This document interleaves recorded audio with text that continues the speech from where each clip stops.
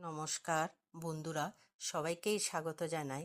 আজকে আমি আমার মায়ের একটি রান্না আপনাদের সাথে শেয়ার করব। মিষ্টি কুমড়োর বিচির আলুর দম, সম্পূর্ণই নিরামিষ। মাদের দেখতাম কুমড়ো বিচি অল্প অল্প করে জমিয়ে রাখতে, আর পরিমাণ মতো হলে রান্না করত। আপনারা আমার মতো করে কেচি দিয়ে বিচির মাথা কেটে খোসা ছাড়িয়ে নিতে পারেন। খুব অল্প সময়ে খোসা ছাড়িয়ে ফেলতে পারবেন। কুমড়োর বিচি, আদা বেটে নেব। কড়াইতে দিয়ে দিলাম তেল। আমি এখানে 3 কালা আলু সিদ্ধ করে রেখেছিলাম, এখন আমি লাল লাল করে ভেজে নেব। দিয়ে দিলাম হলুদ।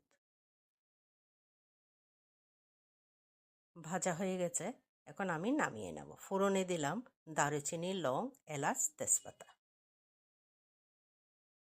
একটু নেড়ে চেড়ে আদা বাটা দিয়ে দিলাম।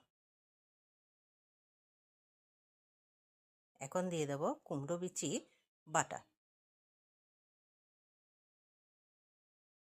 কুমড়ো বিচি শরীরের জন্য খুবই উপকারী।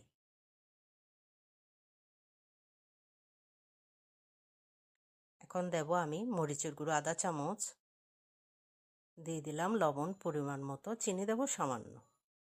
একটু পানি দিয়ে নেড়ে চেড়ে নেব।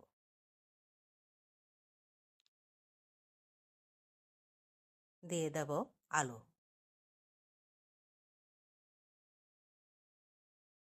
আলু দিয়ে সব উপকরণ একসাথে পানি দিয়ে কষিয়ে নিচ্ছি।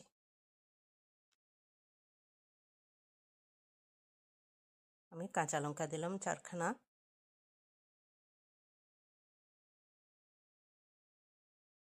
আমি আর একটু পানি দেব। আমি কিন্তু বেশি পানি দেব না, শুকনো শুকনো করে রান্না করব।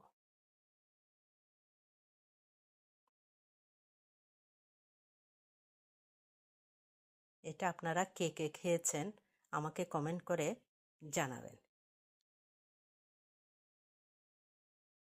এটা খুব পুরানো রান্না।